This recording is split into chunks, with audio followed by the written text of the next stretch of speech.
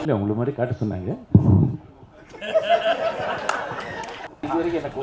Sir நீங்கள் பன்னீர் soda சாப்பிட்ற மாதிரி ஐடியா இருக்கா சார்? நாங்கள் சொல்கிறோம்னு நீங்கள் நினச்சி பன்னீர் சோடா குடிச்சது இல்லையா சார்? நீங்கள் பன்னீர் சோடா குடிச்சது இல்லையா? பன்னீர் சோடா குடிச்சு பாருங்க, உங்களுக்கு உடல் நலம், அறிவு நலம், மனநலம் எல்லாமே நல்லா ஜாஸ்தி ஆகும். ஆக்சுவலாக இந்த மாதிரி பன்னீர் சோடா கூப்பிடுறதுக்கு வைக்கிறதுக்கு மிஸ்கின் சார் கூப்பிட்டுருக்காரா? இல்லை சார், இது வரைக்கும் என்ன பன்னீர் சோடா கூப்பிடல. நானும் பன்னீர் சோடா விட்டு ரொம்ப நாள் ஆச்சு, அதனால நினைக்கிறேன் கூப்பிடுறது இல்லை.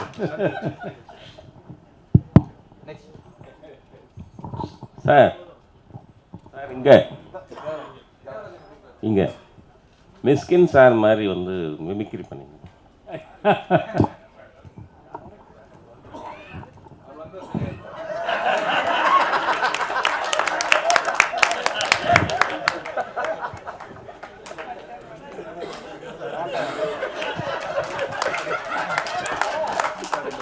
சார் ஷூட்டிங் ஸ்பாட்ல மிஷ்கின் சார் எப்படி பேசுவாரோ அது மாதிரி 2 வார்த்தை நீங்க பேசி காமிங்க சார்.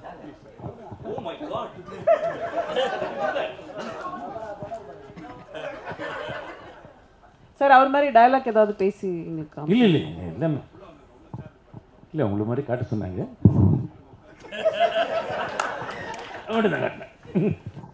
தேங்க்யூ.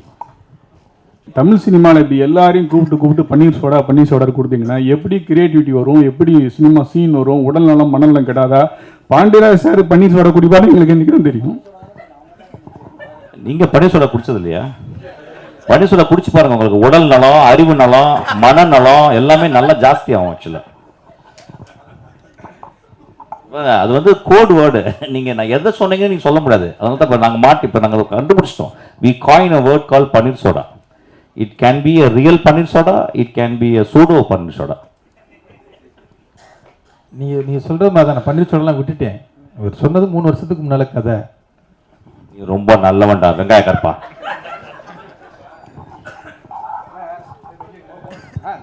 மிஸ்கின் சார் ஃபாரின் போகிறாரு, கண்டென்ட் வேணும்னா வாங்கிக்கோங்க சீக்கிரமா.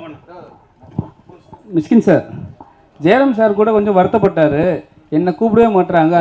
எங்கே சார் சொல்லுங்க சார். என்ன கூப்பிடவே மாட்டாங்க பன்னீர் சோடா அதில் அப்படின்னு. எப்போ கூப்பிட போகிறீங்க சார்? நீங்கள் பன்னீர் சோடா சாப்பிட்ற மாதிரி ஐடியா இருக்கா சார்? நாங்கள் சொல்கிறோம்னு நீங்கள் நினச்சி விட்டு நினச்சி எல்லாரும் நல்லவங்களா ஆகிட்டீங்களா? எப்படி புரியவே இல்லை எனக்கு. ஏன் சார் நல்லவங்களா வரீங்க? பன்னீர் சோடா குடிச்சு பன்னீர் சோடா விட்டு பாட்டே சாமி ஒரு பன்னீர் சோடா வாங்கிக்கோடா. பன்னீர் சோடா குடிச்சது இல்லையா சார் நீங்கள்? மிஷ்கின் சார் நீங்க சம்பளம் நிறைய கேட்கறதா சொன்னாங்களே, ஒரு படத்துக்கு எப்படி கமிட் பண்றீங்க? எங்கேமா இருக்கு? எங்கேருந்து வருது?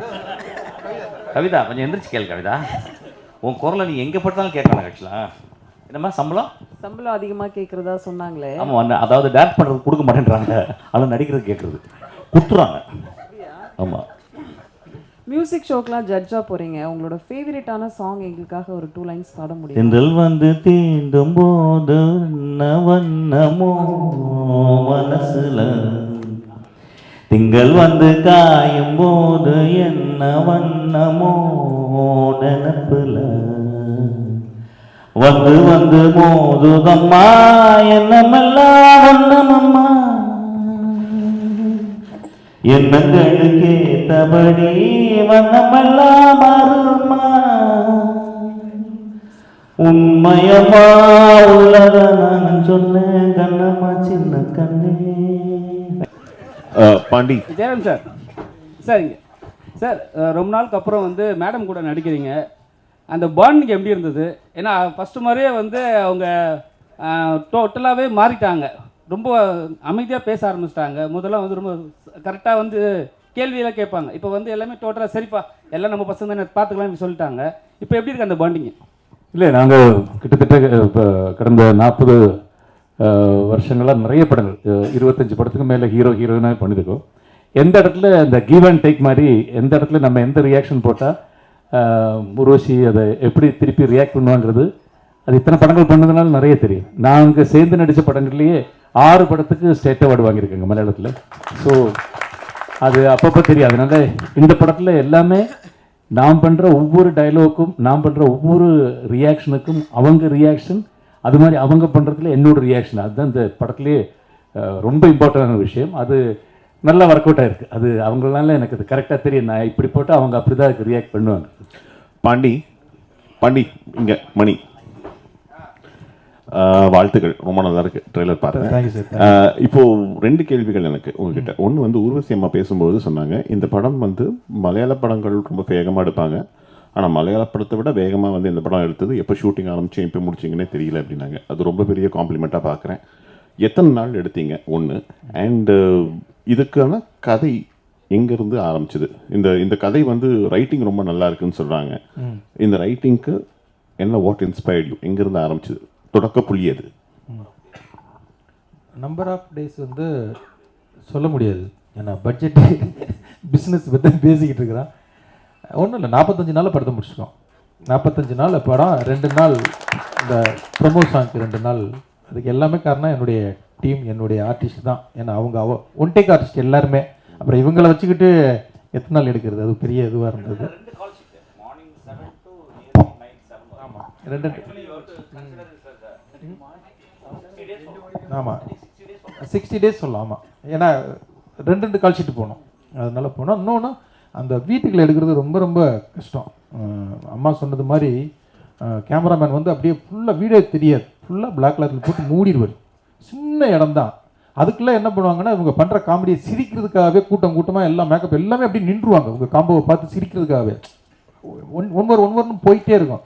ஆனாலும் அதுக்குள்ள வந்து அம்மா சொன்னது மாதிரி அந்த ரைட்டிங் தான் வந்து அந்த சிரிப்பை வந்து அவ்வளோ கொடுத்தது. அதுக்காக இதுவாச்சு. அது ரைட்டிங்காக வந்து இந்த படத்துக்கு நான் 3 வருஷத்துக்கு முன்னாலே எழுதினேன்.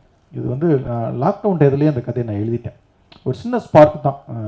என்னுடைய அஸ்வின் அசிஸ்டண்ட், கப்புள் ஃப்ரெண்ட்லி டைரக்டர்னால அவன் வந்து ஒரு வெப் சீரிஸ் சொன்னான், இது பாருங்கள் உங்களுக்கு ரொம்ப பிடிக்கும் அப்படின்னு சொன்னான்.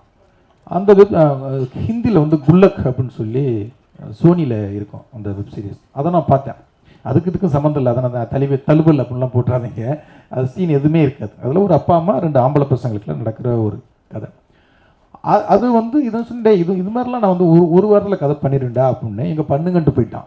அந்த சவாலை எடுத்துக்கிட்டு பண்ண இந்த கதை தான் இந்த கதை. அது வந்து அப்புறம் வேறையாக சுவாரஸ்யம் மாறி அதுக்குள்ளே ஒரு கொலை விழுந்தால் எப்படி இருக்கும், அந்த கொலையை யார் இது அப்படின்னு அது வந்து ஒரு கதகளி நான் ஏற்கனவே பண்ணியிருக்கிறதுனால அந்த மூடுக்குள்ளே இதை வந்து ஒரு டார்க் காமெடியாக பண்ணால் எப்படி இருக்கும் அப்படின்ட்டு நான் ஸ்கிரிப்டாக எழுதி தூக்கி வச்சுட்டேன். அப்போ ஜெகன் அண்ணன்கிட்டையும் திவ்யா அவங்க அப்போ வந்தாங்க. அவங்க வந்து வேற ஒரு படத்தில் ஒர்க் பண்ணிட்டு இந்த ஸ்கிரிப்ட் புக் எடுத்து கொடுக்கும்போது அவங்க வந்து சார் இதை உடனே பண்ணுங்க சார், இது ரைட்டிங்காக செம்மையாக இருக்குது அப்படின்னாரு. சண்முகராஜன் சொல்லி நண்பர் ஒருத்தர், அவரும் வந்து பாண்டியராஜ் ரொம்ப நாளைக்கு அப்புறம் இது வந்து உங்களுடைய ரைட்டிங் அது வேறு மாதிரி இருக்குது அப்படின்னு அவங்க சொன்னதுனால சரி இதை போய் படமாக பண்ணிடலாம் அப்படிங்கிறது. அதான் ஒவ்வொரு ஆளும் இந்த படத்தை பண்ணுறதுக்கு ஒரு உந்துதலாக இருந்தாங்க. அதில் என் உதவி இயக்குனர் ஜீவான் ஒருத்தர் இருக்கிறான், அவன்கிட்ட தான் நான் எழுதி டைப் பண்ண சொல்லுவேன். அவன் பண்ணும்போதே டைப் பண்ணும்போதே அவன் பயங்கரமாக இதுவாவான், சார் செம்மையாக இருக்குது சார், இது ரைட்டிங்காகவே நல்லா இருக்குது அப்படின்னு. அப்போ எல்லாருமே சேர்ந்து இந்த பிரிம்புலனுக்குவை என்னை பண்ண வச்சுருக்காங்கன்னு தான் நான் சொல்லுவேன்.